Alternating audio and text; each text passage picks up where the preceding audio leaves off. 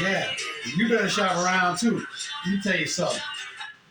Smokey Robinson's mom was brilliant because she told him what he needed to know, which is one of the challenges around relationships is understanding how to qualify the right person. So now, my name is Tony Vear. I am the leader of the Sunday Bunch, where we're going to have people here on the sofa here. And by the way, you're going to love the sofa. This thing is like luxurious, man. I mean, you'll fall asleep on it if you're here. But in the meantime, you're going to be here and learn how to coach, learn how to get coached, learn how to understand relationships in ways that's going to make your life thrill to pieces. Because the first thing you need to know, and the biggest problem in relationships, is in the beginning when you learn how to qualify somebody. That's why Smokey Robinson's mama was telling him he better shop around. Because you don't go for the first person because you don't know if the first person is there good or not. You don't know how good they are. So you need to know how to qualify people. So that's what we're going to talk about today. We're going to talk about that. And by the way, I actually have a business called the Relationship Mastery Institute. And what we do there is we do coaching and we do workshops. And the reason why we do that is so that you can be able to get into the relationship of your dreams with the partner of your dreams. So all you're ever doing is your favorite things in your favorite places with your favorite person for as long as you're alive. Because Albert Einstein had two quotes that I love. One of them is, problems cannot be solved at the same level of thinking that created them, number one. Number two, doing the same thing over and over again, expecting different results, is insanity. So you need to know how to qualify. That's the biggest challenge around relationships. And here's why. Because we have been in existence on this planet for millions of years. Possibly billions, I don't know, but definitely for millions of years. And the reason why I say that is because some folks somehow magically learn how to be happy with each other for 40, 50, 60 years. They in wheelchairs looking all wrinkled up and holding hands like they're still a high school sweetheart at the prom. And that's possible. It's just that if you don't understand how to make it happen, it ain't going to happen. So what you need to know is how to qualify. Here's how we're going to help you with qualifying. First is you actually need to know what your highest desire is for being in a relationship.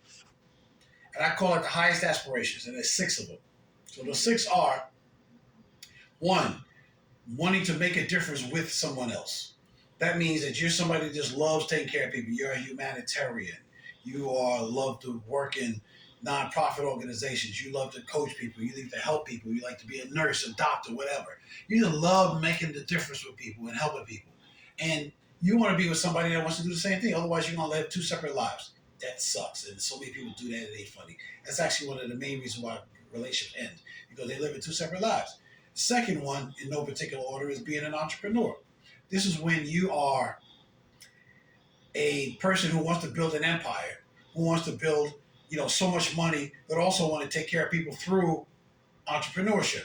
You have 1,000 people on your staff, and you're making, $100 million a year because you're taking care of so many people all over the country. Whether it's McDonald's, whether it's Amazon, whatever, you want to make a difference through entrepreneurship. And so then you can also leave money for your family and stuff like that. Those are some of the main reasons why people want to be entrepreneurs. Third one is family. These are people that no matter what else happens, everything they do is to take care of their family. There's an old school song called, what's it called? Oh my God. It's an old school song called, sorry, it'll come to me. I know you're going to edit this. There's an old school song called, what the heck is that?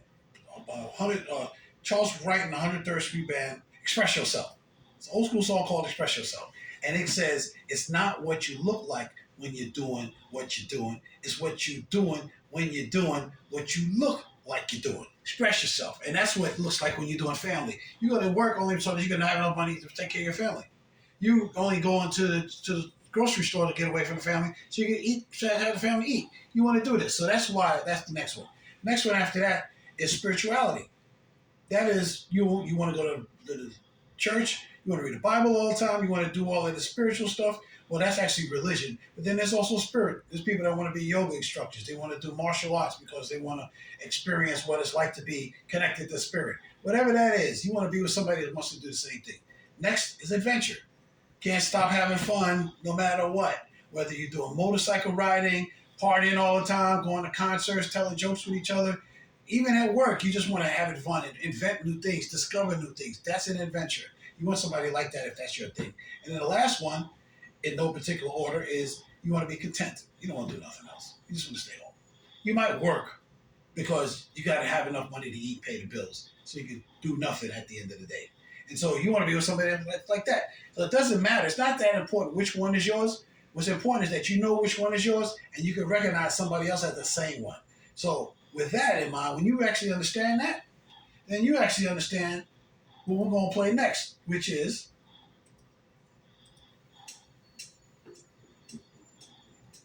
all stuff.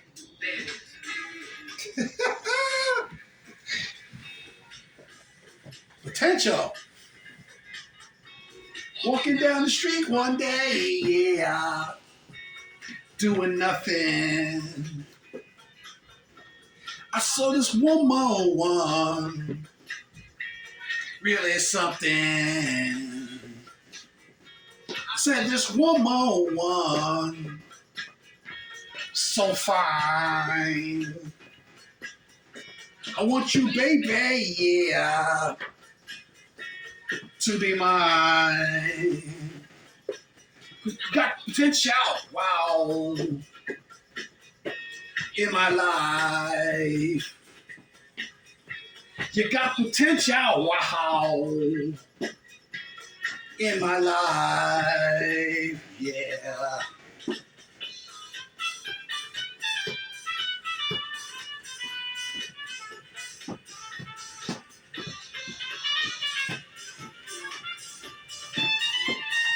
All right. Now, the reason why I played this song, if it ain't obvious to you by now, is because you looking for somebody that got potential, but you need to be able to recognize that potential. So I'm gonna give you some more ways to qualify people. Second way. There's this thing called the 5 love languages. I got in Dr. Gary Chapman. You can go on YouTube, see videos about it all, go Amazon, buy his book, all that stuff. But you still need to know what it is. And let me tell you what they are.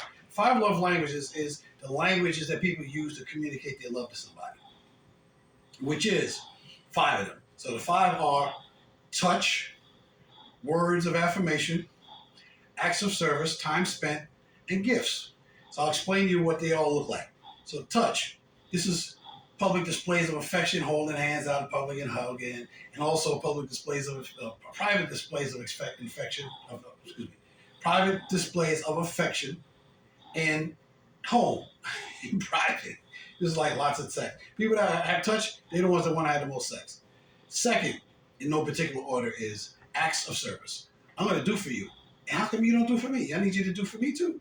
So that's how we communicate. See, I did that for you. Of course I love you. Why do you think I would do that otherwise? And so usually what happens is people do things for each other, but they also look for you to do stuff for them because that's what they expect and anticipate as love. Third is words of affirmation. That would be where we talk and we share our ideas and we brainstorm. And also we share and flirt with each other. You know, I love you so much. You're so darling. Oh my God, I love that dress you got on, or whatever. Words of affirmation. Fourth is gifts. This is, I just bought you this suit. How come you're not happy about me a suit? You ain't bought me a suit in a long time. So that's gifts. And it could be money. It could be plants. It could be going to a restaurant, something like that. That's number 4. And then number 5 is, we see, is touch, acts of service. Oh, time spent. Oh, honey, I just love sitting down with you. We don't even got to do nothing. Let's just be in the same space together. As long as I know you ain't nowhere else spending your time with nobody else, I love that.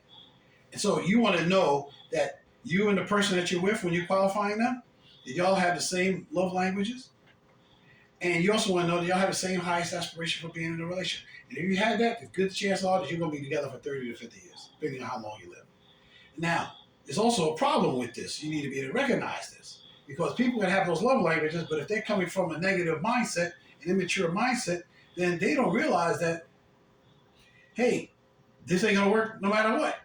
And so each one of those 5 love languages has some negative qualities around it. The first one, touch, is those are people who play the game to get sex. So those will be players because they're like, hey, she likes me, we'll have sex. And then ladies, they usually think they're irresistible. So they looking at you like, how come you ain't trying to get sex with me? Of course I'm irresistible. Of course you want me. I know you want me. You want everybody wants me, but I'm gonna choose who I want. So they're spoiled brats in this sense. Then the next one is time spent. And so the guys are usually clueless. They like clueless like Elmer Fudd. If y'all remember those old commercials, the old cartoons. Elmer Fudd, Bugs Bunny used to drive him crazy because he couldn't figure out Bugs Bunny at all. And so people who are about time spent mostly, they don't think that they need to do anything to have you around. But they don't realize that wanting somebody is not a good enough reason for them to want you back. And so the guys, when they're in time spent and they're immature, they don't realize what needs to happen, is they're like Elmer Fudd. They're just like, duh, how come, what happened? I don't get it. They can't pick up no hints, no clues. But when it comes to women, they're more like desperados. How come you don't want to spend time with me? And so they will track you down. If you ever had anybody that was clingy, creepy, they wanted that time spent. So that's that. The next one is acts of service. Yes, acts of service is when I do stuff for you. I only do stuff for you because I love you. Why would I not do something for you? And so guys are going to be like Mr. Nice Guy. I'm going to keep throwing stuff against the wall till you actually like me. I don't know what to say or do, but I'm going to try because I keep doing stuff for you. Of course, how come you can't tell her I love you? But the women, on the other hand, she's not going to be trying to do stuff for him so much. I mean, she will from time to time, but mainly, immature woman on that side, she is the queen, Cinderella. Hey, how come you're not doing this stuff? I'm Cinderella, motherfucker. You need to be giving me my stuff and doing what I want you to do for me. That's toxic. Okay, so it'll be toxic. And then there is, I said, acts of service, touch.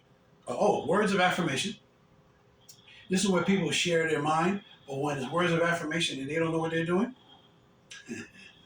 toxic. You got words of affirmation. The guy is going to be a Mr. Fix-It. Oh, how come you got that problem? You should just do this. Get out of here.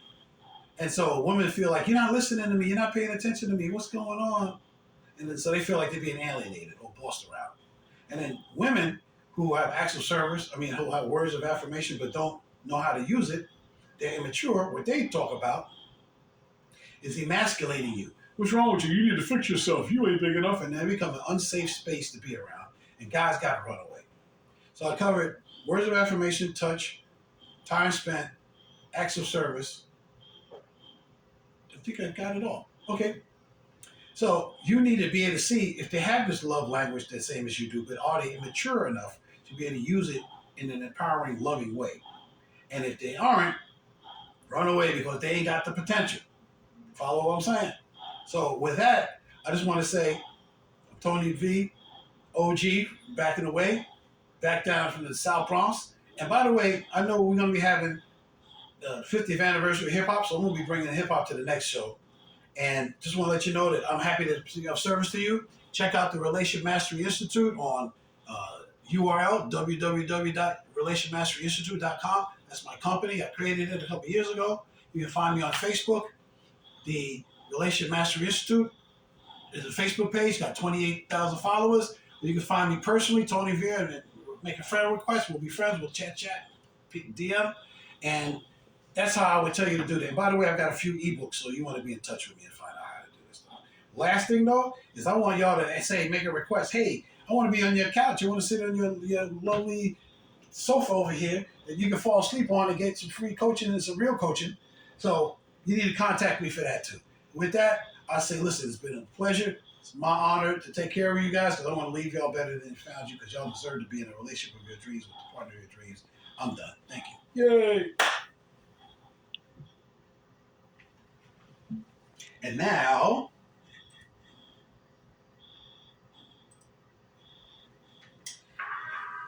by the way, I forgot to tell y'all, I know I'm back from old school, but I actually made my own rap, so I'm going to let y'all hear me rap. It's the way I like my rap. And my rap song name back then was Philly Phil. So when you hear Philly Phil, who's this Tony guy? He's Philly Phil guy. What's that, right? Here we go. You ready? Here we go. My name is Philly Phil, and I aim to thrill. I never take it easy, and I never will. The way I write my rhymes going to give you a chill, and when you hear my music slamming, you can never be ill. I like rap music because I think it's hip. You can cut and scratch your record, but you can't let it skip. When you hold a microphone, you better not lose your grip. And if your rhymes are real hype, the crowd will flip. The way I write my words, they will always rhyme. Your DJ plays my record in the nick of time to save the party people from the whack and slime. And when they sing it, MC Phil, this record's prime. This record will make you spend your hard-earned cash so you can put this into your personal stash. The first time you hear it, you know it's a smash, and you won't ever want to listen to that other trash the way I like to rap. That's the way I like my rap.